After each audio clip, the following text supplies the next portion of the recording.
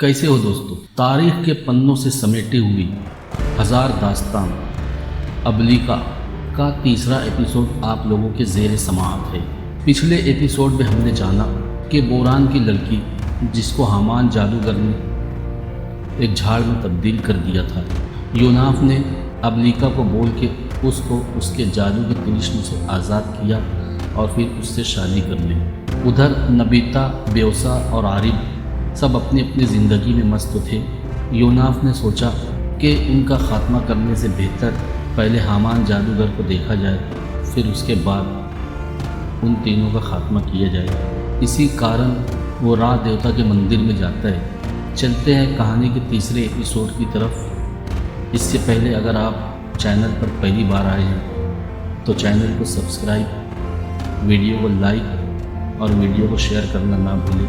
अबलीका episode number 3। डूबते सूरज की आखिरी झलकियाँ देते साए टड्डी दल की तरफ फैल गए थे। आसमान से आग बरसना बंद हो गई थी और दरियाए नील की तरफ से खून को हवाएं चल पड़ी थी। उफुक के दरीचे अपना रंग बदलने लगे थे। ऐसे में यूनाफ थीबस शहर से बाहर रात देवता के माबद में दाखिल हुआ।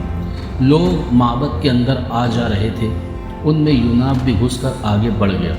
अचानक उसे अपनी गर्दन के गिर्द अबलीका का किसी सांप का सा बारीक और रेशमी लम्स महसूस हुआ। साथ ही उसके कानों में अबलीका की आवाज़ पड़ी, यूनाफ माबद की दाईं तरफ का जो बुरुज है उस पर चढ़ो। वो सामने उसकी सीढ़ियाँ दिखाई दे रही है। रात देवता की पुजारन कोलम का कमरा उसी बुरुज के ऊपर है। अबलीका की हिदायत के मुताबिक यूनाफ तेज़ी से उस बुरुज की सीढ़ियाँ चढ़ने लगा। ऊपर जाकर उसने देखा एक कमरे के सामने दो मुसल्लह पहरेदार खड़े थे। अबलीका की रस घोलती आवाज़ फिर उसकी समाअत में समा गई। यूनाफ, जिस कमरे के सामने ये दोनों पहरेदार खड़े हैं यही कोलम का कमरा है। उन मुहाफिजों से पूछकर अंदर दाखिल हो जाओ।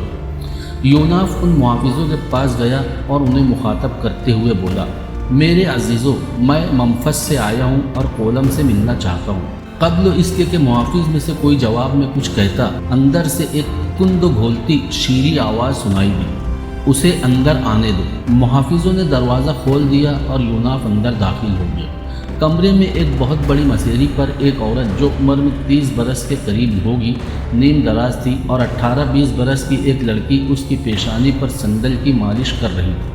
कमरे में दाईं तरफ चांदी का औरदान रखा था जिससे निकलती हुई हल्की हल्की फरहत बख्श खुशबू कमरे में फैल रही थी। पलंग पर लेटी हुई वो औरत उठकर बैठ गई और यूनाफ की तरफ देखते हुए उसने कहा, मैं ही इस माबद की पुजारन कोलम हूँ जो रात देवता के लिए वक्फ हो चुकी हूँ। ये लड़की भी इसी माबद की एक पुजारन है। साथ ही उसने लड़की को इशारा किया और वो उठकर बाहर निकल गई। फिर सामने की नशिस्तों की तरफ इशारा करते हुए कोलम ने कहा, बैठो और कहो तुमने क्या कहना है। यूनाफ बैठ गया और कहा, मैं तुमसे कुछ सीखने आया हूँ। कोलम ने जवाब तलब निगाहों से उसकी तरफ देखते हुए पूछा, तिलिस्म? यूनाफ ने कहा, हाँ, मैं तिलिस्म के लिए ही आया हूँ। मैं याफान को ठिकाने लगाना चाहता हूँ। कोलम की गर्दन झुक गई और गहरे तफक्कुर में डूबकर सोचने लगी। अबलीका ने यूनाफ की गर्दन पर अपना लम्स जाहिर करते हुए कहा, यूनाफ, इससे कहो कि तुम अपने जहन में ये ख्यालात दोहरा रही हो कि अगर उस तिलिस्म से याफान काबू में आ सकता तो मैं खुद कब उसका खात्मा कर चुकी होती। फिर अबलीका ने अपनाइयत से कहा, तुम बौखला क्यों रहे हो यूनाफ? जो कुछ मैं तुमसे मुखातब होकर कह रही हूँ वो कोई और नहीं सुन सकता। यूनाफ ने फ़ौरन कोलम को मुखातब करके कहा, अब तुम जहन में ये सोच रही हो कि अगर इस तिलिस्म से याफान पर काबू पाया जा सकता तो तुम खुद अब तक उसका खात्मा कर चुकी होती। सुनो कोलम, बज़ाहिर तुम्हारे और याफान के ताल्लुकात बहुत अच्छे और मुफाहिमाना है, लेकिन बबातिन तुम उससे नफ़रत, क्रोध और बुग़्ज़ व हसद रखती हो। मेरे अपने पास भी कुछ मावराई क़ुव्वतें हैं और उन्हीं को मैं याफान के ख़िलाफ़ हरकत में लाऊंगा। तुमसे जो मैं सियाह उलूम सीखूँगा उनका तिर्याक और इलाज भी तुम ही से हासिल करूँगा और ये मैं 3 ऐसी क़ुव्वतों के ख़िलाफ़ इंसानियत की भलाई के लिए इस्तेमाल करूँगा जिनका अव्वलीन व आखिरीन मकसद ही बदी फैलाना है। कोलम ने गर्दन सीधी की और कहा, जहाँ तक मेरा इल्म काम करता है तुम अपनी ज़ात में एक नहीं दो हो। यूनाफ ने कहा, दो तो हर कोई है, एक उसकी ज़ात, एक उसकी रूह। कोलम ने कहा, फिर इस लिहाज से तुम एक के अंदर 3 हो। یوناف نے محسوس کیا کہ اس کی گردن سے ابلیکا کا لمس جاتا رہا تھا اور ساتھ ہی کولم بڑے خوش کن انداز میں اپنی گردن پر ہاتھ پھیرنے لگی تھی، جس کا مطلب تھا کہ ابلیکا اس کے پاس سے کولم کی طرف چلی گئی تھی۔ ساتھ ہی کولم کی گنگناتی اور مسکراتی ہوئی آواز سنائی دی، آہ، یہ کیسا انوکھا، اچھوتا اور خوشگوار لمس میری گردن پر محسوس ہوتا ہے، اور کوئی اپنی شیریں آواز میں مجھے تمہارے ساتھ تعاون کرنے کا التماس کرتا ہے۔ شاید یہ کوئی روح ہے جو تمہاری ذات سے وابستہ ہے۔ یوناف نے کہا، میں یوناف تم سے تعاون کی استدعا کرتا ہوں۔ سن رکھو، تم سے یہ علوم حاصل کرنے سے پہلے میں یافان پر قابو پانے کی ماورائی اور اندیکھی قوتیں رکھتا ہوں۔ کولم نے کہا، میں تم سے پوری طرح تعاون کروں گی یوناف۔ جادو کی دو بڑی قسمیں ہیں، ایک شہر مشارک، دوسری شہر بالمثل۔ اس کے علاوہ ان دو گروہ کے اندر سحر اور جادو کی کئی ذیلی قسمیں بھی ہیں، مثلا ایجالی سحر، سلبی سحر، لیکن میں سب سے پہلے تمہیں مشارک اور بالمثل سحر سکھاؤں گی، اس کے بعد دوسری اقسام سے تمہیں روشناس کراؤں گی۔ سنو، شہر مشارک کسی انسان کے جسم سے اترے ہوئے کپڑے، اس کے چھوڑے ہوئے کھانے یا ہر وہ چیز جس سے اس کا جسم مس ہوا ہو کے ذریعے اس سحر کو حرکت میں لایا جاتا ہے، اور جو اثر ان چیزوں پر کیا جاتا ہے وہی اس شخص پر بھی ہوگا جس سے ان اشیاء کا لمس رہا ہے۔ سحر بالمثل سے پیدا ہونے والے اصول کے مطابق کام کرتا ہے۔ اگر کسی دشمن کو ضرر پہنچانے کی نیت ہو تو اس کی شبیہ یا پتلا بنا لیا جاتا ہے، اور پھر سحر بالمثل استعمال کرتے ہوئے جو اذیت اور تکلیف اس شبیہ یا پتلے کو دی جائے گی وہی اذیت اس شخص کو بھی ہوگی جس کا وہ پتلا یا شبیہ ہوگی۔ اس مقصد کے لیے تمہیں کم از کم 1 ہفتے تک را دیوتا کے اس مندر میں قیام کرنا ہوگا۔ اگر تم ایسا کر سکو تو میں تمہیں یہ سارے علوم سکھا دوں گی۔ یہاں نیچے معبد کے کچھ کمرے ہیں جو مہمان خانے کے طور پر استعمال ہوتے ہیں، وہاں تمہاری رہائش کا انتظام بھی کر دیا جائے گا۔ یوناف نے کہا، مجھے منظور ہے۔ کولم نے اپنے پہرے دار کو آواز دی۔ جب وہ اندر آیا تو کولم نے کہا، انہیں نیچے مہمان خانے میں لے جاؤ، یہ 1 ہفتہ یہاں قیام کریں گے، اس دوران ان کی ہر ضرورت کا خیال رکھا جائے۔ یوناف اٹھا اور اس محافظ کے ساتھ ہو لیا۔ ایک روز عارف، بیوسا اور نبیتا اریدو شہر سے باہر ایک ایسے چوک میں جمع ہوئے جہاں سے اروک شہر کو ایک شاہراہ جاتی تھی۔ عارف نے بیوسا اور نبیتا کو مخاطب کر کے کہا، میری بہنوں، ہم تینوں کی زندگی کا مقصد بدی پھیلانا ہے۔ اب جب کہ ہم بابل اور اریدو سے طلسم کے گہرے علوم میں بھی دسترس حاصل کر چکے ہیں، میرا خیال ہے ہمیں مختلف سمتوں کو نکل کر بدی پھیلانے کے لیے کام کرنا چاہیے۔ میرا ارادہ ہے میں فارس اور ہند کی طرف جاتا ہوں، نبیتا آشور، اکار، سمیر اور مصر میں جائے گی، اور بیوسا تم ہیتیوں، یونانیوں، فونیکیوں اور کریٹین کی طرف چلی جاؤ۔ حسین بیوسا نے کہا، عارف میرے بھائی، اس سلسلے میں تم سے اختلاف رکھتی ہوں، ہمیں جدھر اور جہاں بھی جانا چاہیے تینوں کو اکٹھا جانا چاہیے۔ تم جانتے ہو ہمارا بدترین دشمن یوناف ہے، جو ہماری طرح جوان ہے، اس کے ناسوت پر بھی لاہوت کا عمل ہو چکا ہے اور 2 بے پناہ قوتوں کا مالک ہے۔ ایسا نہ ہو وہ فردن ہم پر حملہ آور ہو کر ہمیں کسی اذیت اور مصیبت میں مبتلا کر دے۔ اکٹھے رہ کر اگر ہم اس پر قابو نہ پا سکیں گے تو کم از کم اس سے اپنا دفاع تو کر سکیں گے۔ عارف نے کہا، بیوسا میری بہن، میں تمہارے مشورے سے اتفاق کرتا ہوں۔ چند دن تک ہم یہاں سے فارس کے شہر اغبتانہ اور وہاں سے ہندوں کا رخ کریں گے۔ پھر وہ تینوں اریدو شہر کی طرف چل پڑے۔ را دیوتا کے معبد میں یوناف اپنے کمرے میں بیٹھا تھا۔ کولم تیز چلتی ہوئی کمرے میں داخل ہوئی۔ اس کے ہاتھ میں ایک چرمی خرجین تھی۔ قریب آ کر اس نے یوناف سے کہا، یوناف تم خوش قسمت ہو، اس معبد میں قیام کیے ہوئے تمہیں 8 دن ہو گئے ہیں، اور جن علوم کے لیے تم یہاں آئے تھے تم ان میں مہارت بھی حاصل کر چکے ہو، اور تمہارا شکار بھی چل کر تمہارے پاس آ گیا ہے۔ یوناف چونک کر اٹھ کھڑا ہوا۔ کیا شکار سے تمہاری مراد یافان ہے؟ کولم نے کہا، ہاں، وہ آج قلعے سے نکل کر تھیبس شہر کی طرف آئے گا۔ وہاں اس کے ایک عقیدت مند کی لڑکی بیمار ہے، وہ اسے اچھا کرنے آ رہا ہے، اس کے ساتھ اس کی بیٹی بھی ہوگی۔ سنو یوناف، یافان کے مسکن میں جا کر اس کا خاتمہ کرنا تمہارے لیے اگر ناممکن نہیں تو مشکل ضرور ہوگا، لیکن اب تمہارا کام آسان ہو گیا ہے۔ جب وہ دونوں باپ بیٹی شہر تھیبس میں آئے تو ان دونوں کی گردنیں کاٹ کر چمڑے کی اس خرجین میں ڈالنا اور اس خرجین کو بحر شور کے گرد پھیلے ہوئے صحرا میں دفن کر دینا۔ ان دونوں کا اس طرح خاتمہ ہو جائے گا، دونوں باپ بیٹی کے کٹے ہوئے سر کہیں اور نہ رکھنا، ورنہ یافان کی شیطانی قوتیں تمہارا جینا حرام کر دے گی۔ اور سنو، دونوں کو ختم کرنا، ان دونوں میں سے اگر کوئی ایک بچ گیا تو وہ تمہاری موت کا باعث بن جائے گا۔ میں اپنا ایک محافظ تمہارے ساتھ روانہ کرتی ہوں جو اس مکان تک تمہاری رہنمائی کرے گا جہاں تھوڑی دیر میں یافان اور اس کی بیٹی اریشیا آئیں گے۔ یوناف نے کولم کے ہاتھ سے چرمی خرجین لیتے ہوئے کہا، تمہارے محافظ کے ساتھ جانے کی ضرورت نہیں، میں خود ہی جان لوں گا کہ وہ دونوں باپ بیٹی کہاں ہیں۔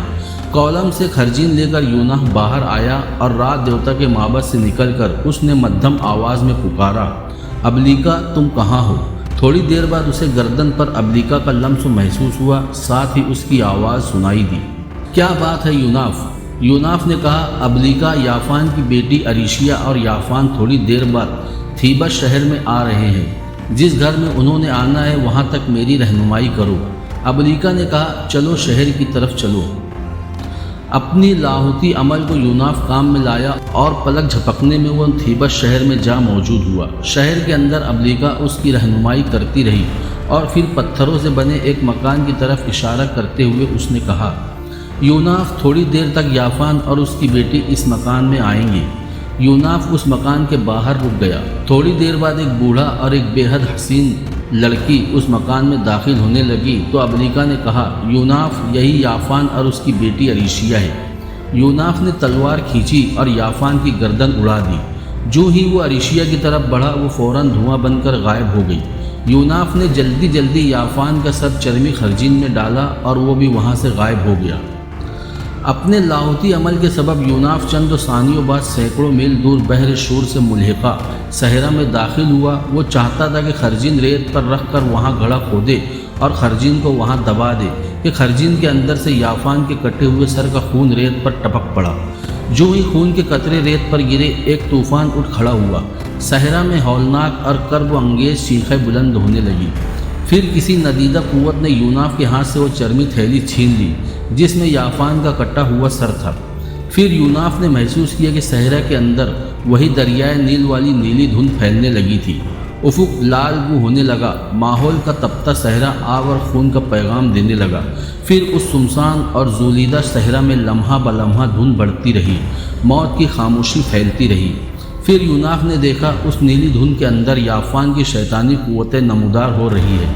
وہ کرموزی رنگ کے کپڑوں میں عجیب عجیب جھولے تھے جن کی آنکھیں سورج کی دہکتی پیشانی اور سرخ شعلے کے رقص کی طرح روشن تھی، اور ان کی آنکھوں کے اندر تباہی کی آگ، جنگلی جلال، وحشی قہرمانیت اور درندہ قلبی تھی۔ اس جہنمی صحرا میں یافان کی وہ شیطانی قوتیں اپنی دہکتی آنکھوں سے بے قرار آرزوؤں کے سرسام جیسا چیلنج دیتی ہوئی یوناف کی طرف بڑھ رہی تھی، اور یوناف رات کے کسی تھکے ہوئے مسافر کی طرح پھٹی پھٹی آنکھوں سے انہیں دیکھ رہا تھا۔ نیلی دھند کے اندر مدھم سیاہ ہیولوں کی صورت میں یافان کی شیطانی قوتیں یوناف کی طرف بڑھ رہی تھیں۔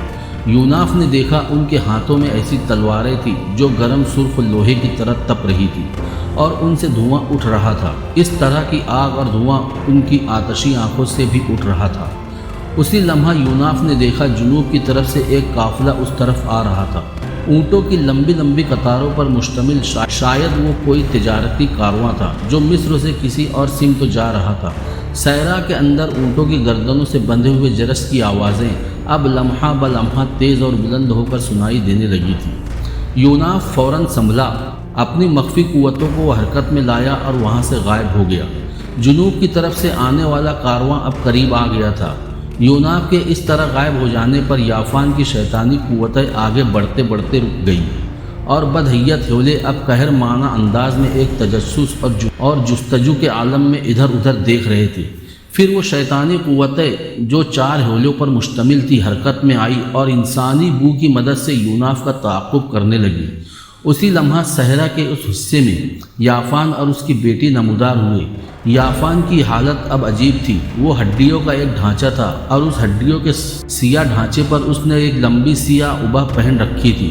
چہرے پر نقاب ڈال رکھا تھا جس کے باعث ایسا لگتا تھا گویا وہ کوئی ڈھانچہ نہیں زندہ انسان ہو۔ یافان کی بیٹی اریشیا کے ہاتھ میں وہی چرمی خرجین تھی جس کے اندر یوناف یافان کا سر کاٹ کر لایا تھا۔ پھر عریشیا آگے بڑھی اور جہاں یوناف تھوڑی دیر پہلے کھڑا تھا وہاں سے اس کے پاؤں کے ایک نشان سے اس نے مٹی بھر ریت اٹھا کر خرجین میں ڈالی اور اپنے باپ کی طرف دیکھتے ہوئے کہا، اب میں دیکھوں گی یہ کون ہے اور مجھ سے کیسے بچ نکلتا ہے۔ ویسے مجھے امید ہے آپ کی یہ کالی قوت ہے جو اس کے پیچھے لگی ہے ضرور اس کا سر کاٹ کر آپ کے پاس لائیں گی۔ اگر اس کے پاس نظروں سے غائب ہو جانے کا علم ہے تو اس سے کیا ہوتا ہے؟ یہ کالی قوتیں تو انسانی بو پر تعاقب کرتی ہوئی اس تک جا پہنچیں گی۔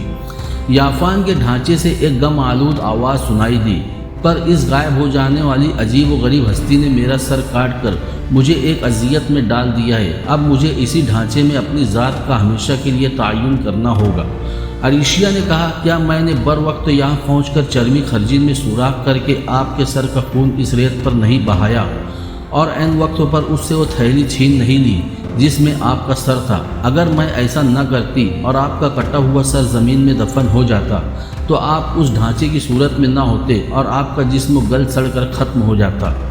یافان نے کہا، میں تمہارا ممنون ہوں بیٹی، میرا سر کاٹنے والا اب مجھ سے بچ نہ سکے گا۔ پھر دونوں باپ بیٹی وہیں کھڑے ہو کر اپنی شیطانی قوتوں کی واپسی کا انتظار کرنے لگی جو یوناف کے تعاقب میں گئی تھی۔ شیطانی قوتوں سے ہٹ کر یوناف سیدھا جنوب کی طرف سے آنے والے اس تجارتی کارواں کی طرف گیا۔ یوناف جب اس تجارتی کارواں میں گھسا تو ان شیطانی حولیوں نے جو اب گہری نیلی دھند کی صورت میں تھے اس تجارتی کارواں پر حملہ کر دیا۔ وہ اپنی آنکھوں سے برستی آگ اور اپنی تپتی ہوئی سرخ تلواروں سے کارواں کے لوگوں کو جلا اور قتل کر رہے تھے۔ یوناف فوراً کارواں کے اندر ظاہر ہوا۔ وہ ان شیطانی حولیوں کے سامنے آیا، ان کی طرف اپنے دونوں ہاتھوں کی انگلیاں سیدھی کی، پھر اس نے اپنی مخفی قوتوں کا استعمال کیا۔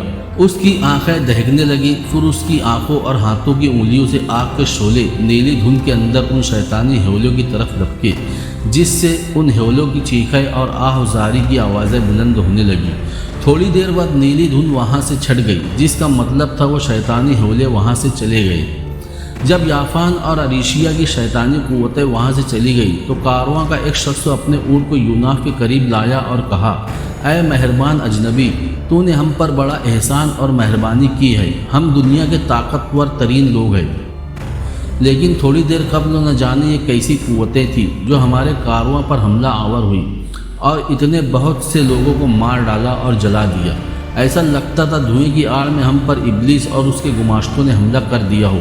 اے اجنبی، تم کون ہو؟ تم نے کیا خوب ہماری مدد کی اور انہیں مار بھگایا۔ یوناف نے کہا، میں بدی کی ایسی قوتوں کا دشمن ہوں۔ میرا نام یوناف ہے اور میں مصر کے شہر منفس میں رہتا ہوں۔ یہ تم لوگ کون ہو؟ اس صحرا میں کدھر سے آئے ہو اور کدھر جاؤ گے؟ ڈھلی ہوئی عمر کے اس شخص نے کہا، میرا نام حلباد ہے اور میں اس کارواں کا امیر ہوں۔ ہمارا تعلق قوم عاد سے ہے۔ ہم مال کا لین دین کرنے مصر کی طرف آئے تھے اور اپنا کام ختم کرنے کے بعد اب واپس یمن میں اپنے شہر احقاف کی طرف جا رہے ہیں۔ سنو، ہماری سلطنت حضر موت اور یمن کے علاوہ خلیج فارس کے سواحل سے شمال کے 2 دریاؤں کی سرزمین عراق تک پھیلی ہوئی ہے۔ میرا تعلق قوم عاد کے ایک قبیلے خلوت سے ہے۔ تم نے ہم پر حملہ آور اور ان ابلیسی گماشتوں کو بھگا کر ہم پر بڑا احسان کیا ہے۔ میری تم سے استدعا ہے کہ تم ہمارے ساتھ ہمارے شہر تک چلو۔ اس طرح تمہاری میت میں ہم ان بدی کی قوتوں سے محفوظ رہ کر لوٹ جائیں گے۔ دوسرے، وہاں ہمیں تمہاری خدمت کا موقع ملے گا۔ دیکھو، انکار نہ کرنا، یہی سمجھو کہ یہ ہم پر تمہارا احسان ہوگا۔ یوناف نے کہا، ہاں، میں تمہارے ساتھ چلوں گا اور تم لوگوں کو حفاظت سے تمہارے شہر پہنچا کر آؤں گا کہ بدی کی روک تھام اور نیکی کا پھیلاؤ ہی میری زندگی کا اولین مقصد ہے۔ حلباد خوش ہو گیا اور کارواں دوبارہ آگے بڑھنے لگا۔ یافان، جو اب صرف ہڈیوں کا ڈھانچہ تھا، ابھی تک اپنی بیٹی عریشیا کے ساتھ وہیں کھڑا تھا۔ دونوں باپ بیٹی اپنی شیطانی قوتوں کے ناکام لوٹنے پر غضبناک اور فکر مند تھے اور شیطانی قوتیں ان کے قریب نیلے دھوئیں کی صورت میں بکھری ہوئی تھی۔ کارواں جب ان دونوں باپ بیٹی کے پاس پہنچا تو یوناف نے پہلی بار غور سے عریشیا کی طرف دیکھا۔ وہ ابھی کم سن ہی تھی اور اپنی عمر کے اس حصے میں تھی جہاں بچپن اور جوانی ایک دوسرے سے گلے ملتے ہیں۔ وہ قوس و قزح کی رنگین لہر، روشنیوں کی رنگا رنگ سیلاب اور بہتی سیال خوشبو جیسی حسین تھی۔ اس کا بھرا بھرا جوان گلابی جسم لال بدخشاں جیسا تھا۔ اس کی چمکیلی پر اسرار آنکھوں کی سحر کاری میں رنگین شام کے اندر بکھرتی ستاروں کی روشنی جیسا سما تھا۔ اس کے چہرے پر کنوارے پن کی تازگی میں جھرنوں کسی معصومیت، گیتوں میں دھیمی دھیمی آواز کا سا سرور اور رتنا گری کے پھولوں جیسی کشش تھی۔ اس کے جسم کے بیدار ہوتے ذرے ذرے سے خانقاہوں سے اٹھتی سونی مہک کی سی خوشبو آ رہی تھی۔ عریشیا اپنی ذات میں صحرا کا اچھوتا حسن اور خوبصورتی اور جذبات میں پگھلا ہوا ایک حسین ترین مرکب تھی۔ اسی لمحہ یوناف نے اپنی گردن پر ابلیکا کا لمس محسوس کیا، ساتھ ہی اس کی آواز بھی اس کے کانوں میں رس کھول گئی۔ یوناف میرے حبیب، جس چرمی خرجین میں تم یافان کا سر کاٹ کر لائے تھے، اس میں سے اگر یافان کے خون کے قطرے صحرا میں نہ گرتے اور تم اس کٹے سر کو خرجین سمیت یہاں دفن کر دیتے تو یافان سے ہمیشہ کے لیے چھٹکارا مل جاتا، پر ایسا نہیں ہوا۔ یافان کا خون اس چرمی خرجین سے گر کر اس کی بیٹی عریشیا نے اپنے باپ کو پہلے سے بھی ہولناک بنا کر رکھ دیا ہے۔ گو اب یہ ہڈیوں کا ڈھانچہ ہے، لیکن اس کی ساری حرکات و سکنات عام آدمیوں جیسی ہوگی۔ یہ اب زخمی سانپ کی طرح خطرناک ہوگا۔ دیکھو، یہاں ان کے سامنے جم کر زوردار گفتگو کرنا، ان کے سامنے کمزوری کا اظہار نہ کرنا، میں تمہارے ساتھ ہوں۔ عریشیا بڑے غور اور انہماک سے اپنے قریب کھڑے اونٹ پر ہلبات کے پیچھے بیٹھے یوناف کی طرف دیکھ رہی تھی۔ یوناف نے اسے مخاطب کرتے ہوئے کہا، میں ہی وہ شخص ہوں جس نے تمہارے باپ یافان کا سر کاٹا۔ میں ہی وہ ہوں جس نے ابھی تھوڑی دیر قبل تم دونوں کی نیلی دھوئیں کے اندر ظاہر ہونے والی شیطانی قوتوں کو زخمی اور ناکام کر کے تمہاری طرف لوٹا دیا ہے۔ تم دونوں غور سے سنو، جو ہو چکا ہے، اب اس معاملے کو تم دونوں نے اور بڑھانے کی کوشش کی تو میں اس سے بھی بڑھ کر تمہارے خلاف حرکت میں آؤں گا۔ یوناف کی اس گفتگو کے جواب میں یافان کے ڈھانچے سے استخوانی ہاتھ حرکت میں آیا۔ اس نے اپنے چہرے سے نقاب ہٹا دیا۔ یافان کے اس ڈھانچے میں جہاں منہ اور دونوں آنکھوں کے بڑے بڑے سوراخ تھے، وہاں آگ کے شعلے حرکت کر رہے تھے۔ ہلبات اور بنو عاد کے لوگ پر ایک سکتہ اور وحشت طاری تھی، جنہوں نے یافان کو اس حالت میں دیکھ لیا تھا۔ اس کے ساتھ ہی ان کھولتے شعلوں کے اندر سے یافان کی ہولناک آواز سنائی دی، اے میرے جسم کے قاتل، کاش بحر شور کے کنارے اس خوفناک صحرا میں تیرے ساتھ بنو عاد کا یہ کارواں نہ ہوتا تو میں تجھے اس صحرا میں دفن کر دیتا۔ میرا جسم بے شک فنا ہو گیا، پر میری روح اس وقت تک تیرے خلاف حرکت میں رہے گی جب تک تو بدترین موت کے حوالے نہ کر دیا جائے گا۔ پھر یافان نے عریشیا کا ہاتھ تھام لیا اور سب کے سامنے وہ ایک حولے اور سراب کی طرح غائب ہو گیا۔ ان کی نظروں سے اوجھل ہو جانے پر ہلبات نے یوناف کو مخاطب کرتے ہوئے پوچھا، اے ہمدرد و اجنبی، یہ لڑکی اور اس کے ساتھ یہ ہولناک ہڈیوں کا ڈھانچہ کون تھا؟ اس کے منہ اور آنکھوں کے سوراخوں میں کیسے اور کیوں آگ کے شعلے متحرک تھے؟ اور پھر وہ ڈھانچہ جس نے اپنے اوپر لمبی سیاہ اوبا ڈال رکھی تھی کیسے حرکت اور گفتگو کر رہا تھا؟ یوناف نے کہا، میرے بزرگوں، یہ مصر کا سب سے بڑا اور ہولناک جادوگر یافان ہے۔ میں نے اس کی گردن کاٹ دی تھی، پر یہ اپنی بیٹی کی اور اپنی شیطانی قوتوں کے سبب اس ڈھانچے میں بھی حرکت میں ہے۔ نیلے دھوئیں کے اندر جو شیطانی قوتیں تم لوگوں کے کارواں پر حملہ آور ہوئی تھی، وہ اسی یافان ہی کی تھی۔ ہلبات نے مزید کچھ نہ کہا، وہ دنگ اور خوفزدہ ہو گیا تھا۔ پھر کارواں وہاں سے کوچ کر گیا۔ بحر شور اور پھر بحر احمر کے ساتھ ساتھ سفر کرتے ہوئے بنو عاد کا وہ کارواں اپنے مرکزی شہر احقاف کے قریب جا پہنچا۔ یوناف نے دیکھا شہر سے باہر بلند چٹانوں کے ایک سلسلے کے پاس انگنت لوگ جمع تھے۔ یوناف نے ہلبات کو مخاطب کرتے ہوئے کہا، میرے بزرگوں، یہ اس قدر لوگ تمہارے شہر کے باہر کیوں جمع ہیں؟ ہلبات نے کہا، ان بلند چٹانوں کے اندر چٹانوں ہی کو تراش کر میری قوم نے ودا، سوا، یغوث، یعوق اور نصر، سمود اور ہلتار کے بت بنا رکھے ہیں۔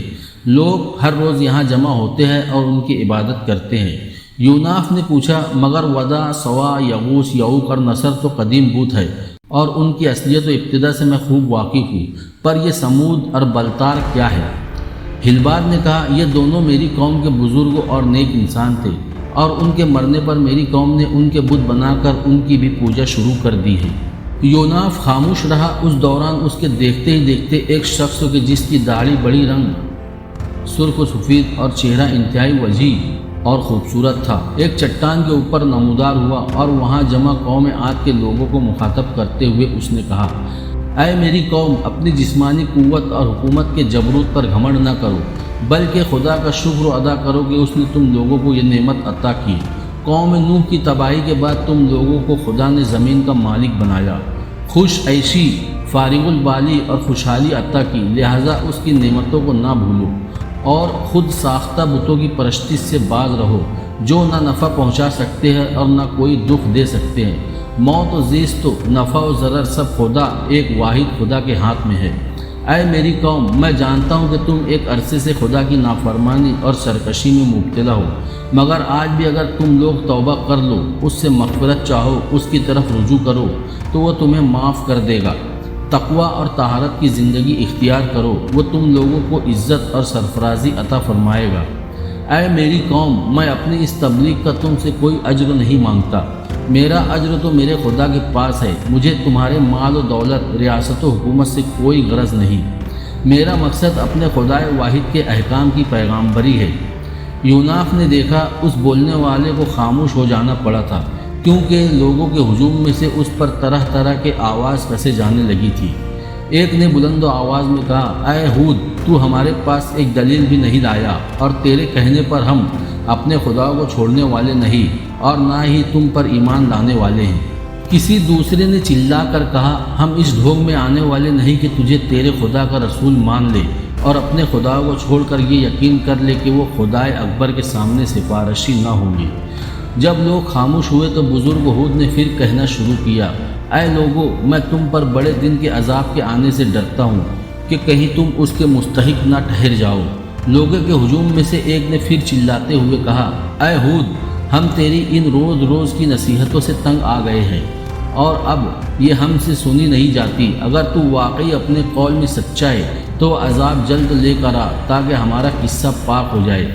کسی اور نے بلند آواز میں کہا، پس تو لا ہمارے پاس اس شے کو جس کا تو ہم سے وعدہ کرتا ہے، اگر تو واقعی سچوں میں سے ہے۔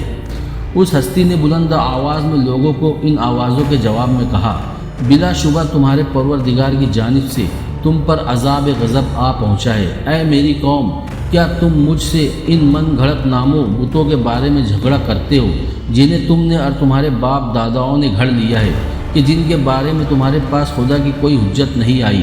پس تم عذاب الہی کا انتظار کرو اور میں بھی تمہارے ساتھ انتظار کروں گا۔ وہ شخص جو حضرت ہود علیہ السلام تھے ایک مایوسی کے عالم میں اس چٹان سے اتر کر چلے گئے۔ یوناف نے حلبات کو مخاطب کرتے ہوئے پوچھا، میرے بزرگوں، یہ تبلیغ کرنے والی ہستی کون ہے؟ بخدا اس نے وہی باتیں کی ہے جو آدم کے بیٹے شیش، ادریس اور نوح کیا کرتے تھے۔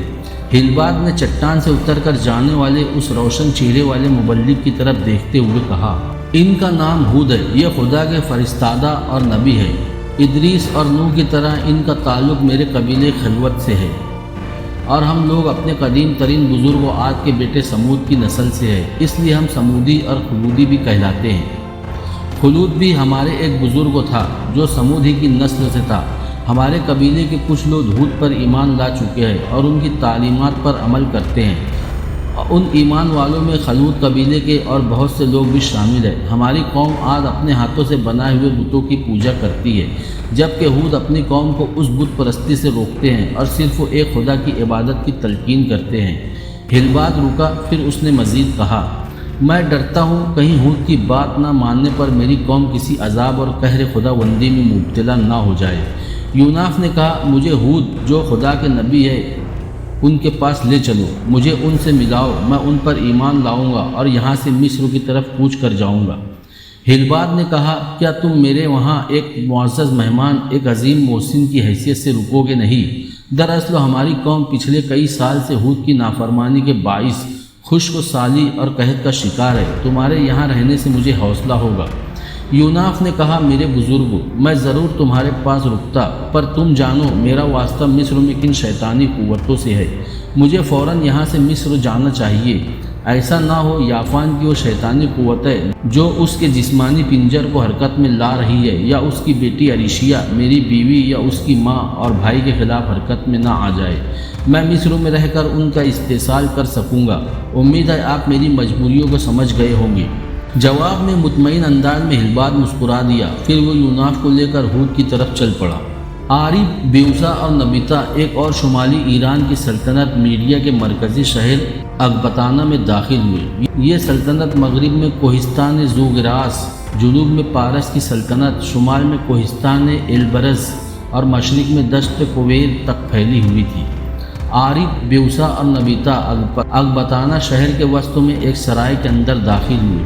تینوں سیدھے سرائے کے استبل کے عین سامنے اس جگہ اپنے گھوڑوں سے اترے جہاں سرائے کا مالک بیٹھا ہوا تھا۔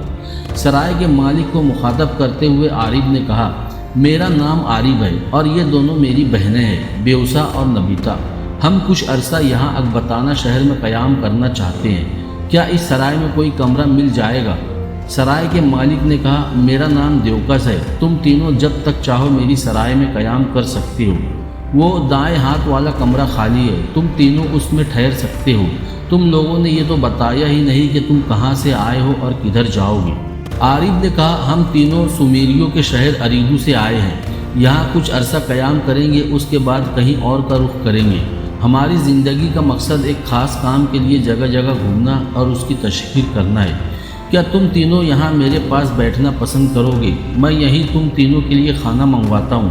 میں تم لوگوں سے بہت کچھ سننا پسند کروں گا، سومیریوں، اکاریوں اور آشوریوں اور ان کے رہن سہن کے طریقوں کے متعلق۔ عارف، بیوسا اور نبیتا اس کے سامنے خالی نشستوں پر بیٹھ گئے۔ پھر عارف نے دیوکس سے پوچھا، پہلے تم ہمیں میڈیا کی اس سلطنت کے متعلق تفصیل سے بتاؤ کہ یہ کیسے قائم ہوئی، اس کا بانی کون تھا، آج کل اس کا حکمراں کون ہے اور اپنی رعایا کے ساتھ وہ کیسا ہے؟ دیوکس نے کہا، یہاں کے لوگ آریائی نسل سے ہیں۔ یہ لوگ چراگاہوں کی تلاش میں پامیر سے چل کر اس سرزمین میں داخل ہوئے۔ شروع میں یہ لوگ بخارا اور سمرقند میں آباد ہوئے، وہاں کے حالات سازگار ہوئے تو ایران کا رخ کیا۔ اس وقت یہ مختلف قبائل میں منقسم تھے۔ ایران میں داخل ہونے کے بعد یہ قبائل دو حصوں میں بٹ گئے، ایک گروہ شمالی ایران میں اور دوسرا گروہ جنوبی ایران کے علاقے پارس میں آباد ہو گیا۔ شمال میں آباد ہونے والوں نے میڈیا اور جنوب میں آباد ہونے والوں نے سلطنت پارس کی بنیاد رکھی، پر شروع میں یہ لوگ بغیر کسی حکمراں کے قبائلی زندگی بسر کرتے رہے، کھیتی باڑی اور ریوڑ چڑھانے کے ذریعے اپنی گزار اوقات کرتے رہے۔ میڈیا کی سلطنت کی ابتدا پہلے ہوئی اس کے ہمسائے میں کوہستان زوگراس کے مغرب میں عرب کے آشوری آباد تھے، جو آئے دن کوہستان زوگراس عبور کر کے ان پر حملہ آور ہوتے تھے۔ ان حالات میں میڈیا کے اندر آباد ہونے والے آریاؤں نے اپنے سب سے بہادر اور زور آور جوان کا انتخاب کیا اور اسے اپنا بادشاہ بنا لیا۔ اس جوان کا نام کیومرس تھا۔ یہ جوان کوہ دماوند کے اوپر رہا کرتا تھا اور اس پہاڑ کے اوپر جنات کا بھی مسکن تھا۔ اس جوان کے بیٹے بھی اس کے ساتھ رہتے تھے۔ کیومرس نے جنات کو مار کر کوہستان دماوند سے بھگا دیا۔ لوگوں نے اسے اپنا بادشاہ بنا لیا۔ کیومرس کا ایک بیٹا سیامک بڑا خلوت پسند اور خاموش طبع تھا۔ وہ اپنا زیادہ وقت تو عبادت میں گزارتا تھا۔ ایک دن کوہستان دماوند پر وہ عبادت میں مصروف تھا کہ جنات نے ایک بڑی چٹان توڑ کر اس پر دے ماری اور سیامک مر گیا۔ اس طرح جنات نے کیومرس سے کوہستان دماوند کا اپنا ٹھکانہ چھین جانے کا انتقام لے لیا۔ کیومرس 700 برس تک زندہ رہا۔ اس کے بعد اس کے مرنے والے بیٹے سیامک کا بیٹا ہوشنگ حکمراں بنا۔ آج کل یہی ہوشنگ میڈیا کا بادشاہ ہے۔ ہوشنگ پہلا شخص ہے جس نے آریاؤں کو درخت کاٹ کر مکان بنانے کی ترغیب دی اور غاروں کے بجائے لوگ مکانوں میں رہنے لگے۔ اس نے زمین سے سونا، چاندی اور لوہا نکلوایا، آب پاشی کے لیے کاریزیں بنوائی، جانوروں کی پرورش کی، کتوں کو سدھایا جن سے جانوروں کا شکار کرنے کا کام لیا گیا، اور اب لومڑیاں اور دوسرے جانور جو شکار کیے جاتے ہیں ان کی کھالیں تن ڈھانپنے کے کام آتی ہے۔ بستیاں بسائی اور شہر آباد کیے گئے ہیں۔ رہن سہن کے لیے کچھ قوانین مرتب کیے گئے ہیں۔ اسی بنا پر ہمارا یہ موجودہ بادشاہ پیش دادا کے نام سے مشہور ہے۔ ہمارے اسی بادشاہ کے دور میں پتھروں کو رگڑ کر آگ پیدا کرنے کا فن معلوم ہوا، جبکہ اس سے پہلے آگ مانگ کر لائی جاتی تھی اور محفوظ کر لی جاتی تھی۔ ہمارا یہ بادشاہ پچھلے 200 سال سے زیادہ عرصے سے ہم پر حکومت کر رہا ہے۔ عارف نے اغبطانہ کے سرائے کے مالک دیوکس کو مخاطب کرتے ہوئے کہا، دیوکس، ہم ایک عرصے تک تمہاری اس سرائے میں قیام کریں گے۔ اس دوران تم ہمارے لیے ایسے لوگوں کو تلاش کرو جو قاتل اور بدکار ہو۔ اس کام کے لیے ہم تمہیں اس قدر معاوضہ دیں گے جس کے سامنے تم اپنی سرائے کے اس کام کو حقیر اور کمتر خیال کرو گے۔ ساتھ ہی عارف نے اپنے لباس کے اندر سے سنہری سکوں کی ایک تھیلی نکالی اور دیوکس کی گود میں ڈالتے ہوئے کہا، فی الحال اسے قبول کرو۔ جب تم ہمارا کام کرو گے تو ہم تمہیں ایسا نوازیں گے کہ تم اغبطانہ کے امیر ترین آدمی بن جاؤ گے۔ देवकश ने खुश होते हुए कहा, अगर ऐसी बात है तो मैं तुम लोगों के लिए ऐसे ऐसे जराइम पेशा लोग तलाश करके लाऊंगा कि तुम तीनों दंग रह जाओगी। आरिफ ने कहा, अगर तुमने ऐसा कर दिखाया तो मैं तुम्हें माल और दौलत से ऐसा नवाजूंगा कि तुम और तुम्हारी आने वाली नस्लें कुछ भी ना करें, तब भी खुशहाली की ज़िंदगी बसर करती रहेगी। देवकश खामोश हो गया क्योंकि उसके खुद्दाम खाना ले आए थे। फिर वो सब मिलकर खाना खाने लगे। यूनाफ की गैर हाजिरी में उसकी बीवी शोतार का भाई एक रोज़ अपने महल से निकलकर दरियाए नील में उतरती सीढ़ियों पर आया तो उसने देखा मंपस शहर के बाजार की तरफ से एक जवान तेज़ तेज़ कदम उठाता उसकी तरफ आ रहा था। कदीफस के होठों पर मुस्कुराहट बिखर गई। वो उसका दोस्त तो अफरीदूश था। वो कदीफस को देखते ही रुक गया और हाथ के इशारे से उसने कदीफस को अपनी तरफ बुलाया। कदीफस उसके करीब गया तो अफरीदूश ने कहा, कदीफस मेरे दोस्त तो मेरे साथ आओ, ज़रा हटकर दरिया के किनारे बैठते हैं, मैं तुमसे एक इंतहाई अहम मशवरा करना चाहता हूँ। कदीफस उसके साथ हो लिया। दोनों दरियाए नील के किनारे एक दरख्त तले आकर बैठ गए। फिर अफरीदूश ने कहा, कदीफस मेरे दोस्त, अगर तुम मेरा साथ दो तो हम दोनों मिस्र की सबसे बड़ी दौलत हासिल कर सकते हैं। कदीफस ने कहा, क्या तुम समझते हो कि मैं तुम्हारा साथ नहीं दे सकता? अफरीदूश ने कहा, ऐसी बात नहीं, मैं सिर्फ तुम्हारी तरफ से यकीन दहानी चाहता हूँ। कदीफस ने कहा, मेरी तरफ से मुकम्मल यकीन दहानी है और मैं हर मामले में तुम्हारा साथ दूंगा। अफरीदूश बोला, तो फिर सुनो, हमारा मौजूदा बादशाह ज़ूसर कल सुबह अपने एक लश्कर जर्रार के साथ शुमाली इलाकों की तस्खीर के लिए रवाना हो रहा है। उसका वज़ीर और मिस्र का माना हुआ तिलिस्मुगर अमुतब भी उसके साथ जा रहा है। उसकी गैर मौजूदगी में हम दोनों मिलकर ऐसा काम करते हैं जिससे हमें अनगिनत दौलत हाथ आएगी। सुनो कदीफस, ज़ूसर ने सकारा के मैदानों के अंदर एक एहराम तामीर किया है जो पिछले कई माह से बनाया जा रहा था। अब ये एहराम तकरीबन मुकम्मल हो चुका है। उस एहराम में ज़ूसर ने अपने माल और दौलत के अलावा गुज़िश्ता चंद माह के दौरान अपने ख़ानदान के अंदर मरने वाले अफराद की लाशें भी महफूज करके वहाँ रख दी है। लोगों का कहना है कि ज़ूसर के वज़ीर अमुतब ने एक ऐसा मसाला तैयार किया है जिसे अगर किसी लाश पर लगा दिया जाए तो वो महफूज रहती है। लोगों का ये भी कहना है कि उस इहराम में जिसके अंदर ज़ूसर ने अपनी दौलत और अपने ख़ानदान की लाशें महफूज की है, वहाँ अमुतब ने एक तिलिस्म डाल दिया है। लेकिन मेरा इस पर यकीन नहीं और ना ही मैं इसको तस्लीम करता हूँ। इस तिलिस्म की वजह से लोग सकारा के मैदानों में उस इहराम की तरफ जाते हुए डरते हैं। उस इहराम के पास से गुजरकर जो रास्ते शुमाल की तरफ जाते थे वो अब बंद हो गए हैं और लोगों पर ऐसी दहशत जम गई है कि वो इस इहराम से मीलों दूर रहकर गुजरते हैं। मैं चाहता हूँ मैं और तुम कल रात उस इहराम में दाखिल हो और वहाँ से जिस कदर दौलत हम दोनों उठा सके वो वहाँ से निकाल कर नील के किनारे किसी खास जगह दफन कर दे। और जब ये मामला पुराना हो जाएगा और ज़ूसर और अमुतब इस वाक़े को फरामोश कर देंगे तो वो दौलत निकाल कर हम अपनी मर्ज़ी से काम में ला सकेंगे। कदीफस ने कहा, इस मामले में पूरी तरह तुम्हारे साथ हूँ और दौलत दफन करने का क्या है। यहाँ जिस दरख्त तले हम इस वक्त बैठे हैं उसकी सीध में ज़रा दरिया की तरफ गहरा दफन कर देंगे। और फिर मेरे लिए इन दिनों एक आसानी ये भी है कि मेरी बहन शोतार के शौहर यूनाफ इन दिनों घर से बाहर है और मैं खुलकर आज़ादी के साथ तुम्हारा साथ दे सकूँगा। उनके होते हुए मैं ऐसा नहीं कर सकता था क्योंकि मेरी हिफाजत और बेहतरी की खातिर वो मुझ पर गहरी निगाह रखते थे। अफरीदूश ने फैसला कुन लहजे में कहा, तो फिर हम दोनों कल शाम के वक्त तो कहाँ एक दूसरे से मिले कि अपनी मंजिल की तरफ रवाना हो सके। सुनो, सकारा के मैदान में बनने वाले उस एहराम के जुनूब में किसानों की एक बस्ती है। वहाँ भटियारों की कुछ दुकानें भी है। रात का खाना हम वहीं खाएंगे और अगर वहाँ के लोगों ने हमसे कुछ पूछा तो कह देंगे कि हम मुसाफिर हैं, थीबस शहर की तरफ से आए हैं और शुमाल की तरफ जाना है। इस तरह रात जब गहरी हो जाएगी और लोगों पर नींद का गलबा होने लगेगा तो हम उस बस्ती से निकलकर एहराम की तरफ चल देंगे। मैं अपने साथ अपना घोड़ा और सफ़र का ज़रूरी सामान हमरा ले आऊँगा ताकि बस्ती वालों को यकीन हो जाए कि हम मुसाफिर ही हैं। तुम अपनी माँ और बहन से ये कहकर आ जाना कि अफरीदूस के यहाँ दावत है और मैं रात वहीं रहूँगा।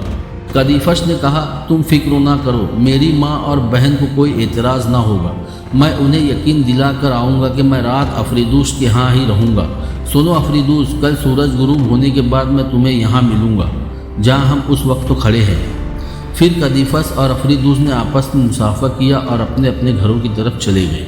دوسرے روز جب افق کے دریچے لال بھی ہونے لگے، ماحول کا تپتا صحرا فضاؤں کی خاموش اشاروں سے بغل گیر ہونے لگا۔ طیور پیڑوں پر شام کا بسیرا کرنے کی خاطر نیل کے اوپر سے گزر کر درختوں کے بڑے بڑے جھنڈوں کا رخ کر رہے تھے۔ دریائے نیل کے اندر مچھلیاں پکڑنے والے ماہی گیر اپنے گھروں کا رخ کر رہے تھے۔ قدیفس اپنے سرخ پتھر کے محل سے نکلا اور نیل کے کنارے اسی درختوں کی طرف بڑھا جس کے پاس اس نے افریدوس سے ملنے کا وعدہ کیا تھا۔ درختوں کے قریب گیا تو دیکھا کہ افریدوس اپنے گھوڑے کی باگ پکڑے وہاں درختوں کے نیچے کھڑا تھا۔ قدیفس کے قریب آتے ہی افریدوس نے کہا، قدیفس میرے دوست، تو تم بڑے اچھے وقتوں پر آئے ہو، مجھے زیادہ دیر انتظار نہیں کرنا پڑا، آؤ چلے۔ پھر وہ دونوں اپنے اپنے گھوڑے پر سوار ہوئے اور وہاں سے کوچ کر گئے۔ کچھ دیر تک دونوں ادھر ادھر گھومتے رہے۔ جب شام خوب گہری ہو گئی تو وہ سقارا کے میدانوں میں کسانوں کی ایک بستی میں داخل ہوئے۔ ایک بھٹیار خانے کے سامنے دونوں اپنے اپنے گھوڑوں سے اترے۔ انہوں نے دیکھا بھٹیار خانے کے اندر کسانوں کی بستی کے بہت سے لوگ بیٹھے آپس میں گفتگو کر رہے تھے۔ قدیفس اور افریدوس نے بھی اپنے اپنے گھوڑوں کو وہاں باندھا اور بھٹیار خانے میں داخل ہو گئے۔ دونوں نے کھانا کھایا اور کچھ دیر وہاں بیٹھے رہے۔ اس دوران ان کے قریب بیٹھے ہوئے ایک معمر شخص نے ان کو مخاطب کرتے ہوئے کہا، تم دونوں مجھے مسافر لگتے ہو، کدھر سے آئے ہو اور کہاں جاؤ گے؟ افریدوس نے کہا، آپ کا اندازہ درست تو ہے، ہم مسافر ہیں، جنوب میں تھیبس شہر کی طرف سے آئے ہیں اور شمال میں پٹیرا شہر کی طرف جائیں گے۔ تھوڑی دیر یہاں سستائیں گے، پھر کوچ کر جائیں گے۔ اس بوڑھے نے انہیں متنبع کرنے کے انداز میں کہا، ان میدانوں کے اندر زوسر اور ہموتھب نے جو احرام بنایا ہے اس سے دور رہ کر سقارا کے میدانوں کے مغربی کناروں کے ساتھ ساتھ شمال کی طرف بڑھنا، ان راستوں کو استعمال نہ کرنا جو سقارا کے میدانوں میں شمال کی طرف جاتے ہیں۔ اس بوڑھے کی گفتگو میں دلچسپی لیتے ہوئے افریدوس نے پوچھا، آخر ہم ایسا کیوں کریں؟ اس کی کوئی وجہ بھی تو ہوگی نا؟ ارد گرد بیٹھے ہوئے لوگ بھی ان کی گفتگو توجہ سے سننے لگے تھے۔ بوڑھے نے کہا، حالات میں اب تبدیلی آ گئی ہے۔ ہمارے بادشاہ زوسر اور اس کے وزیر امہوتب نے سقارا کے ان میدانوں میں ایک احرام تعمیر کیا ہے جو کسی پہاڑ کی طرح بلند ہے۔ اس احرام میں زوسر نے اپنی دولت اور اپنے خاندان کی لاشیں رکھی ہے۔ ان لاشوں کو ایسا مسالہ لگایا گیا ہے جس کی وجہ سے احرام کے اندر کی لاشیں اور دولت محفوظ ہے، کیونکہ اس طلسم کی وجہ سے اس احرام میں داخل ہونا تو دور کی بات، کوئی اس کے قریب سے بھی نہیں گزر سکتا۔ اس بار قدیفس نے کہا، میں سمجھتا ہوں یہ ساری سنی سنائی من گھڑت افواہیں اور بے بنیاد بے حقیقت حکایتیں ہیں۔ بوڑھے نے چونک کر خوفزدہ انداز میں کہا، نہیں نہیں، ایسا نہیں ہے، یہ کوئی من گھڑت افواہ یا بے حقیقت حکایت نہیں ہے، یہ ایک سچائی ہے جس کی ان علاقوں کا ہر باسی گواہی دے گا۔ بڑے بڑے سرماؤں نے اس احرام میں دولت کے لالچ میں داخل ہونے کی کوشش کی مگر کوئی بھی اس میں کامیاب نہ ہوا، اور اگلے روز ایسے ہر شخص کی لاش احرام سے دور کھلے میدانوں میں پائی گئی، اور ان لاشوں کی حالت ایسی ہو گئی تھی جیسے انہیں کسی بھوکے درندے نے بھگوڑ کر رکھ دیا ہو۔ اب تک ایسے 4 جوان اس طلسم کا شکار ہو چکے ہیں۔ بوڑھے نے اپنی آواز میں اور زیادہ دھیما پن اور رازداری پیدا کرتے ہوئے کہا، اے اجنبی جوانوں، سنو، وہ 4 جوان جو اس طلسمی عفریت کا شکار ہوئے، ان کے متعلق یہاں کے لوگوں کا خیال ہے کہ وہ چاروں ہی فوق البشر حیثیت اختیار کر گئے ہیں، اور وہ بھی اب اس عفریت کی طرح اس احرام کی حفاظت کرتے ہیں۔ گو وہ چاروں مر گئے تھے، لیکن ان میں سے 2 کو یہاں کے لوگوں نے بستی کے باہر سقارا کے میدانوں میں کئی بار ایک ہیولے اور جھلک کی صورت میں دیکھا ہے۔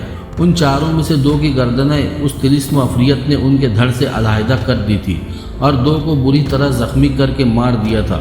یہاں کے اکثر لوگوں کا اب خیال ہے کہ جن 2 کی گردنیں علیحدہ ہو گئی تھی وہ دونوں تو ختم ہو گئے تھے، لیکن جو صرف زخمی ہو کر مر گئے تھے وہ دونوں فوق البشر حیثیت اختیار کر گئے۔ اس طلسم و عفریت کی طرح نہ صرف وہ احرام کی حفاظت کرتے ہیں بلکہ وہ ارد گرد کی بستیوں میں بھی رات کے وقت تو داخل ہو کر لوگوں کو مار کر ان کا خون پی کر ایک نئی وحشت پھیلانے لگے ہیں۔ اب تک ہماری بستی کی 2 عورتیں ان لوگوں کے عذاب اور قہرمانیت کا شکار ہو چکی ہے۔ سنو، اب تک جو یہ 4 آدمی مارے جا چکے ہیں، ان 4 کی لاشیں ہماری بستی والے اٹھا کر لائے تھے اور انہیں ہم نے دفن کر دیا تھا، لیکن جب ان میں سے 2 کو لوگوں نے رات کے وقت تو ایک عفریت کی صورت میں اپنی بستی کے اندر دیکھا اور پھر چند دن کا وقفہ رکھ کر انہوں نے بستی کی 2 حسین ترین عورتوں کو مار کر رات کے وقت ان کا خون پی لیا تو لوگوں کو ان کے متعلق تشویش ہوئی۔ پھر بستی کے لوگوں نے ان چاروں کی قبریں کھود کر دیکھا، اور یہ سن کر تم حیران ہوں گے کہ جن 2 کی اس طلسمی عفریت نے گردنیں الگ کر دی تھی ان کی لاشیں تو قبروں کے اندر تھی، اور وہ 2 جو صرف وہ زخمی ہو کر مر گئے تھے ان کی لاشیں قبروں سے غائب تھی۔ افریدوس نے چند ثانیوں تک سوچنے کے انداز میں اپنی گردن کو جھکائے رکھا، پھر اس نے کہا، پہلے اگر ہمیں سقارہ کے میدانوں سے ہٹ کر گزرنا تھا تو اب ہم ضرور امہوتپ کے بنائے ہوئے اس اہرام کے پاس سے گزر کر شمال کی طرف جائیں گے۔ بوڑھے نے ڈری ڈری آواز میں کہا، ایسا مت کرنا، اگر اپنا نہیں تو اپنے ماں باپ پر رحم کھاؤ اور احرام سے پہلو تہی کر کے شمال کی طرف نکل جاؤ۔ افریدوس نے ایک عزم سے کہا، اے میرے بزرگوں، آپ دیکھیں گے کہ ہم دونوں امہوتپ کے طلسم کو توڑتے ہوئے شمال کی طرف چلے جائیں گے۔ بوڑھا بیچارہ خاموش ہو گیا۔ پھر تھوڑی دیر بعد اس نے افریدوس کو مخاطب کرتے ہوئے کہا، ہم لوگ ایک وفد کی صورت میں امہوتپ کے پاس گئے تھے اور اس سے التجا کی تھی کہ وہ ہمیں ان 2 جوانوں کے عذاب اور قہرمانیت سے بچائے جو اس کے طلسم عفریت سے زخمی ہو کر فوق البشری صورت اختیار کر کے خود بھی عفریت بن گئے تھے۔ پر امہوتپ نے ہماری التجا پر کوئی توجہ نہ دی، صرف اس نے لوگوں کو یہ تنبیہ کر دی کہ احرام کی طرف کوئی نہ جائے۔ اب سقارہ کا یہ احرام ارد و گرد کے لوگوں کے لیے خوف و دہشت کی شکل اختیار کر گیا ہے۔ افریدوس نے کہا، امہوتپ نے لوگوں کو بیوقوف بنا رکھا ہے اور اب ہم لوگوں کو مزید حماقت کا شکار نہ ہونے دیں گے۔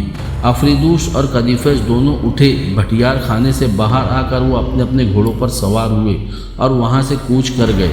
بھٹیار خانے کے اندر بیٹھے لوگ ان کے متعلق خسر کر رہے تھے۔ رات گہری ہو گئی تھی، ہر شے سلگتے رازوں اور ویران مرکزوں کی طرح یوں خاموش اور چپ تھی جیسے ان کے مقدر کا خدا سو گیا ہو۔ صحرائی رات کی اس گہری خاموشی میں چاندنی رات اپنی تمام تر رنگینیوں، دل فریبیوں اور رعنائیوں کے ساتھ پھولوں کی مہک اور آبشاروں کی ترنم کی طرح ہر چیز سے بغلگیر تھی۔ افریدوس اور قدیفس نے اپنے گھوڑوں پر سوار بڑی تیزی سے امہوتپ کے طلسمی احرام کی طرف بڑھ رہے تھے۔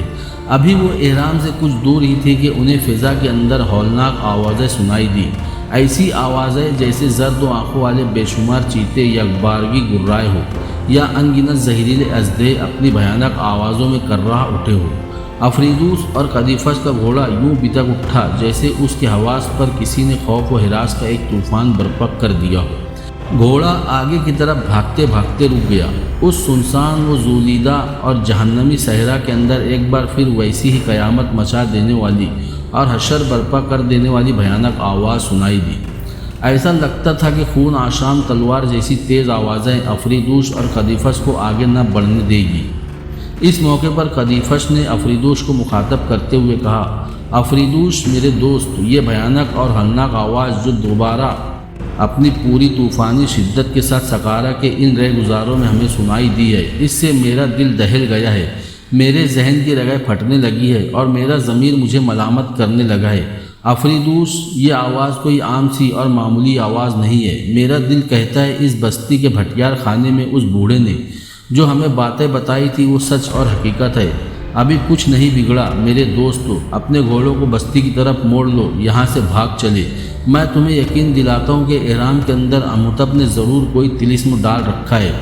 افریدوس کچھ کہنے ہی والا تھا کہ گھوڑا ایسا بدکا کہ وہ خود بخود مڑا اور بستی کی طرف بھاگ کھڑا ہوا۔ اب وہ گھوڑا ان دونوں کے بس سے باہر ہو کر واپس بھاگ رہا تھا۔ اچانک افریدوس اور قدیفس کو ایسے لگا جیسے کوئی زلزلہ برپا ہونے لگا ہو۔ اچانک بستی کی طرف بھاگتا ہوا گھوڑا دولتیاں جھاڑنے لگا، پھر وہ ان دونوں کو اپنی پیٹھ سے گرا کر بھاگ گیا۔ افریدوس اور قدیفس بھی تیز رفتاری سے بستی کی طرف بھاگ اٹھے۔ اچانک ان دونوں نے محسوس کیا جیسے ان کے پیچھے کوئی ندیدہ ناشنیدہ قوت لگ گئی ہو۔ وہ ایسا محسوس کر رہے تھے گویا ان کے پیچھے شکست و ریخت اور بے روک و بے تحاشا طوفان لگ گیا ہو۔ انہیں ایسا لگ رہا تھا جیسے ان کے تعاقب میں کوئی ایسی بھاری بھرکم چیز بھاگ رہی ہو جس کی وجہ سے زمین کا سینہ دہلا جا رہا ہو۔ وہ دونوں اپنے تعاقب میں اندیشہ خون گشتہ تباہ کن آندھی، وحشت و بربریت کی ستم آرائی، فنا کی تحریریں اور مایوسی کا اندھیرا بھاگتا ہوا محسوس کر رہے تھے۔ کسی کے بھاگنے کی زمینی دھمک لمحہ بلمحہ آن کی آن ساعت کی ساعت تیز و تیز تر اور قریب سے قریب تر ہوتی جا رہی تھی۔ انہیں ایسا لگ رہا تھا جیسے ابھی کوئی ظلم کا قہر برساتا طوفان ان سے ان کی سانسوں کی آزادی چھین کر ان کے سروں پر موت بن کر پھیل جائے گا۔ تعاقب سمٹتا رہا، شیطانی قوتوں کی وحشت بے قرار آرزوؤں کے سر سام کی طرف بڑھتی رہی۔ فضا کی بوجھل سانسیں اور صحرا کا سکوت ایک قیر گمنامی جوالا مکھی اور موت کی تلاش کا سما پیش کرنے لگا تھا۔ اچانک افریدوس اور قدیفس کو محسوس ہوا جیسے کوئی نادیدہ اور اندیکھی تلسمی قوت ان کے سروں پر آ پہنچی ہو، کیونکہ اس کے بھاگنے کی دھمک سے ان دونوں کے قدم لڑکھڑانے لگے تھے۔ جو ہی ان دونوں نے مڑ کر دیکھا، انہیں فضا کے اندر بیابانوں کے وحشیوں جیسی جلتی سلگتی آنکھیں اپنے تعاقب میں دکھائی دی۔ انہیں کوئی ایسی شے دکھائی نہ دی جس کے جسم کا وہ تعین کر سکے۔ اب ان دونوں کی حالت بجلیوں سے کھیلنے اور طوفان سے لڑنے والے انسانوں جیسی ہو گئی تھی۔ تلخ و حقائق کے سامنے جہاں ان دونوں کی تعریف قلوب کرنے والا کوئی نہ تھا، وہ دونوں تند طوفان میں شور کرتی خشک و شاخوں کی طرح چیخ اٹھے۔ پھر دفعتاً افریدوس کو یوں لگا جیسے تعاقب کرتی کسی طلسمی قوت نے اسے اپنا تانبے کی طرح سخت منہ مارا ہو۔ قدیفس نے دیکھا افریدوس زمین پر گر پڑا تھا اور وہ سراپا التجا بن کر قدیفس سے اپنی بچاؤ اور مدد کی التجا کر رہا تھا۔ ایسا لگتا تھا کوئی درندہ صفت چیز اسے بری طرح بھگوڑ رہی ہے اور دکھائی بھی نہ دے رہی تھی۔ قدیفس نے دیکھا افریدوس کا حلقوم پھٹ گیا تھا اور اس کا خون سکارا کے میدانوں کی ریت کو سرخ کرنے لگا تھا۔ قدیفس اس سے آگے کچھ نہ دیکھ سکا اور جس قدر تیزی سے بھاگ سکتا تھا وہ بستی کی طرف بھاگ نکلا۔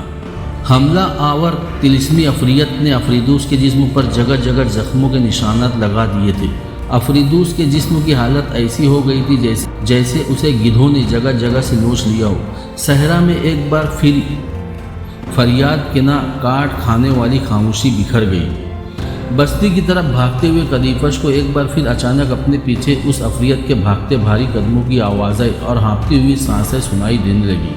قدیفس کی اپنے جسم کی باغوں راسوں اور انان و لگام اپنی گرفت و ڈھیلی ہونے لگی تھی۔ اس پر جنون سی کیفیت طاری ہونے لگی تھی۔ وہ بلند اور اونچی آواز میں مدد کے لیے چیخنے چلانے لگا تھا۔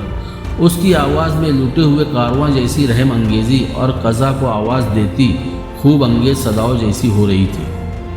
اچانک قدیفس کے شانے پر کسی کا سخت منہ لگا اور وہ لڑکھنیاں کھاتا ہوا سکارا کے میدانوں کی ریت پر گر گیا۔ پھر قدیفس نے محسوس کیا جیسے کسی درندے نے اسے پنجے مارے ہو۔ اس کا بایاں شانہ بری طرح زخمی ہو گیا اور اس سے خون بہہ نکلا۔ قبل اس کے کہ وہ طلسمی عفریت قدیفس کو افریدوس کی طرح بھگوڑ کر مار ڈالتا، بستی کی طرف سے کچھ لوگ شور کرتے اور خوف و پریشانی کی ملی جھلی آوازیں بلند کرتے ہوئے اس کی طرف آ نکلے۔ قدیفس نے محسوس کیا کہ بستی کے لوگوں کے آنے کی وجہ سے وہ عفریت بھاگ گیا تھا۔ اس طرح اس کی جان بچ گئی۔ قدیفس پر ایسی دہشت اور خوف و ہراس طاری ہوا تھا کہ وہ بے ہوش ہوتے ہوتے بچا۔ تلواروں، برچھیوں اور بھالوں سے لیس بستی والے وہاں پہنچ گئے تھے۔ ان میں وہ بوڑھا بھی شامل تھا جس نے بستی کے بھٹیار خانے میں افریدوس اور قدیفس کو ایرام کی طرف سے گزرنے سے منع کیا تھا۔ بستی کے لوگوں نے سہارت دے کر قدیفس کو اٹھایا۔ وہ بیچارہ ایک مجرم کی طرح ان سب کی طرف دیکھ رہا تھا۔ اتنی دیر میں وہ بوڑھا لوگوں کے ہجوم سے نکلا اور قدیفس کو مخاطب کرتے ہوئے کہا، میرا نام کپتو ہے۔ میں نے تم دونوں کو سمجھایا تھا نا کہ اس احرام کے قریب نہ جانا۔ تم دونوں نے میری بات نہ مانی اور وہی ہوا جس کا مجھے خدشہ تھا۔ بستی کے لوگوں کو میں ہی اپنے ساتھ تم لوگوں کی مدد کے لیے لے کر آیا ہوں۔ پھر بوڑھے کپتو نے قدیفس کے زخمی شانوں کو دیکھتے ہوئے کہا، ایسا لگتا ہے اموتب کے اس طلسمی عفریت نے تم پر حملہ کیا تھا۔ قدیفس نے ہکلائی اور لرزتی آواز میں کہا، میرے بزرگوں تمہارا کہا درست ہے، ہمیں اس احرام کی طرف نہ آنا چاہیے تھا، پر میرا ساتھی بہت ضدی تھا، وہ ہر صورت میں احرام کی طرف جانا چاہتا تھا۔ میرے بزرگوں، ہم نے تم سے جھوٹ بولا تھا کہ ہم مسافر ہیں۔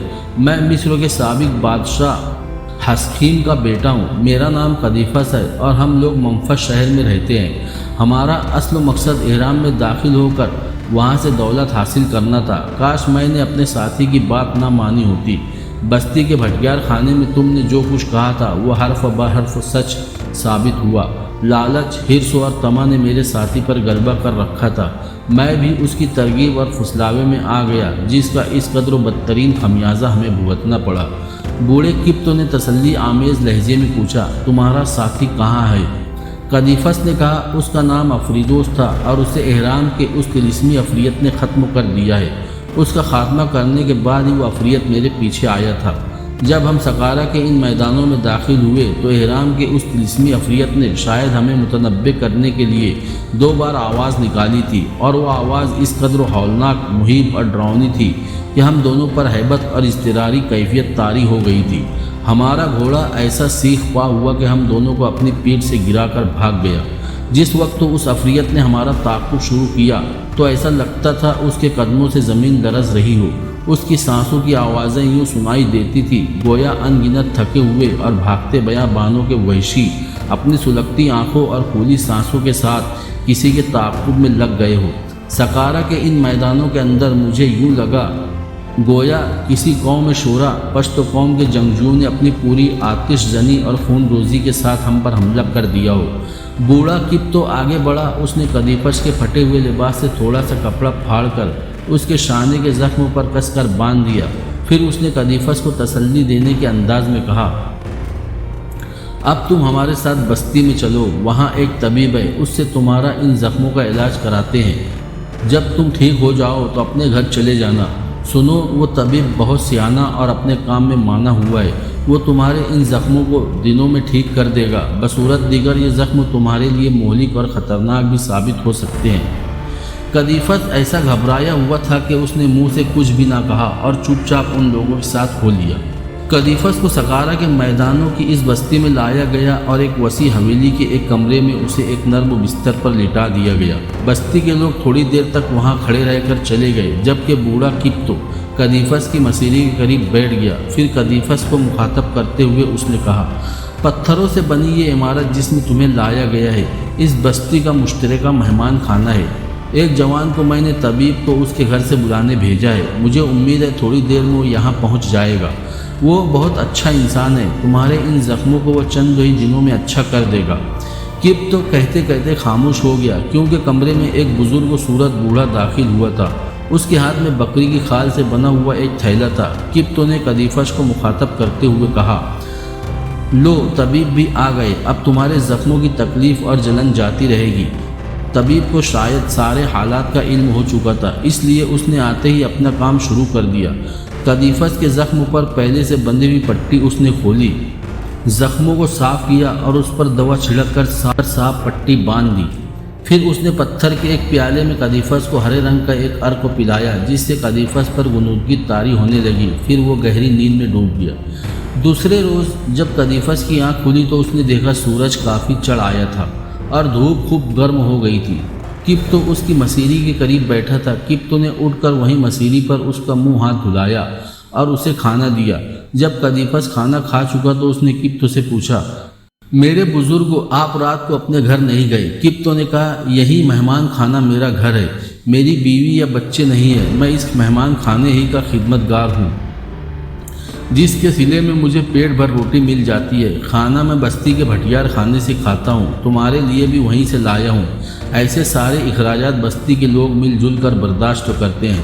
قدیفس نے توصیفی انداز میں کپ تو کی طرف دیکھتے ہوئے کہا، اس بستی کا تو بہت اچھا انتظام ہے۔ کپ تو نے اس بار خوف زدہ لہجے میں کہا، لیکن ایک برا کام بھی ہوا۔ قدیفس نے چونک کر پوچھا، وہ کیا؟ کپ تو نے کہا، میں آج جب بھٹیار خانے گیا تو وہاں پتہ چلا کہ آج سورج طلوع ہونے کے بعد کچھ نوجوان تمہارے ساتھی کی لاش تلاش کرنے گئے تھے، لیکن ناکام لوٹ آئے ہیں۔ ان کو تمہارے ساتھی افریدوس کی لاش کہیں نہیں ملی۔ جس طرف سے تم بھاگتے ہوئے آئے تھے وہ اسی سمت تمہارے پاؤں کے نشانات کی رہنمائی میں گئے تھے۔ وہاں انہیں افریدوس کے پاؤں اور اس کے گرنے کے نشانات تو ضرور ملے، لیکن اس کی لاش نہیں ملی اور نہ ہی اس جگہ خون کے دھبے ہیں۔ افریدوس کی لاش وہاں سے غائب ہے۔ اس کا نتیجہ یہ ہوا کہ پہلے احرام کے ارد و گرد کی بستیوں پر 2 عفریت منڈلاتے تھے، اب ان کی تعداد 2 سے 3 ہو جائے گی اور یہ لوگوں کی تباہی اور بربادی کا باعث بنیں گے۔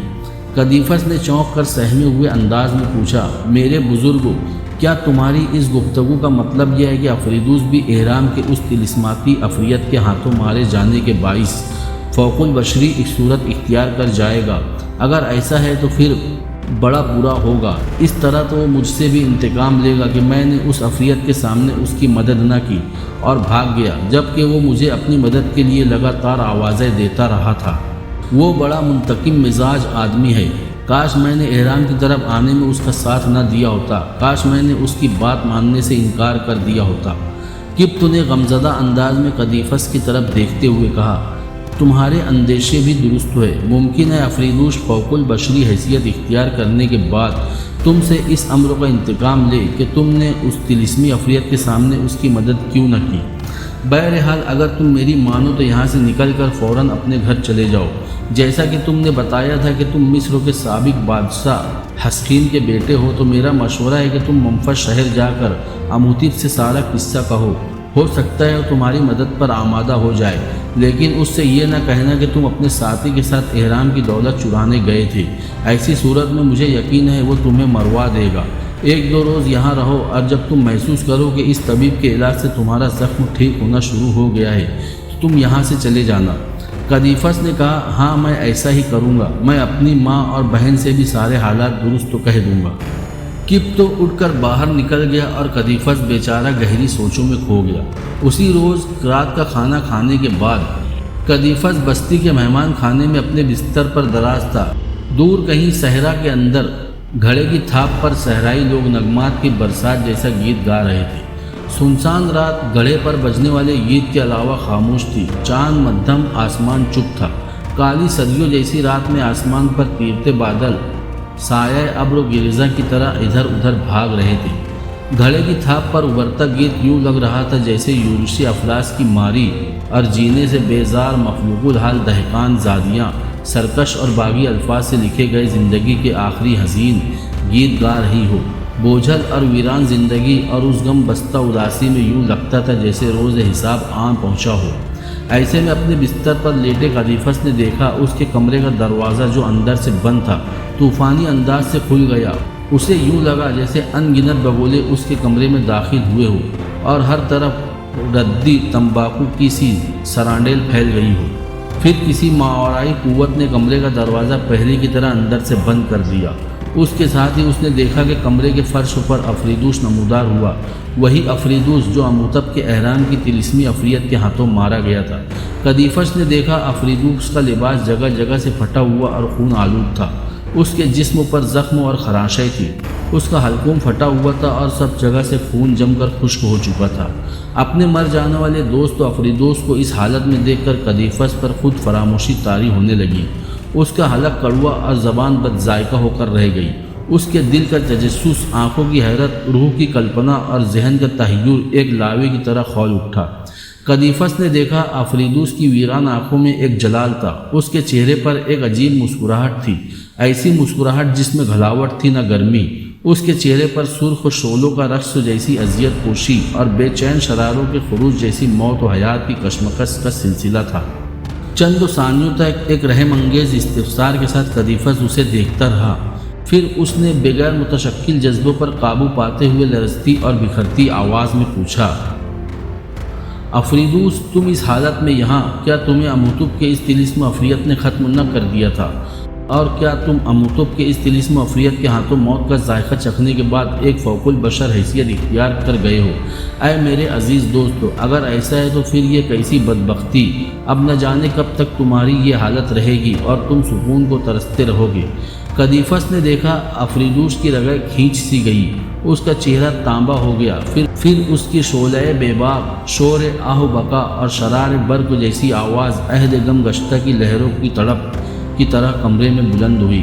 قدیفس میرے دوست، اس خزا زدہ اور بریدہ رنگ زندگی میں صرف میں ہی نہ ہوں گا، اس حاصل حیات اور مصارف زندگی میں تم بھی میرا ساتھ دو گے۔ میں ظلمتوں کے نزول، سنگین رات اور خوابیدہ امنگوں جیسی زندگی میں ایک عدد متباین بن کر نہ رہوں گا۔ بلند و بالا حیات کی شکنوں سے نکل کر اس انسانیت کا زندگی میں تمہیں بھی میرا ساتھ دینا ہوگا۔ قدیفس تم مجھ سے اکانت اور علیحدگی اختیار نہیں کر سکتے، یہ فاصلے ختم ہوں گے۔ تمہیں میرے زخموں کا مرہم اور میرے ساتھ پانی سے آگ بننا ہوگا۔ افریدوس ذرا رکا، پھر دوبارہ رات کے خون کو ویران اندھیروں میں سمندر کے اٹھنے والی مہیب آوازوں کے سے انداز میں بولا، قدیفس میرے دوستو، اس ناآسودہ زندگی کی آخری حدود کو میں اکیلا ہی کیوں چھوؤں؟ صحرا میں تپتے تنہا درختوں کی طرح میں اب تنہا اپنے دل جلاتا ہوا یہ کفارہ کیوں ادا کروں؟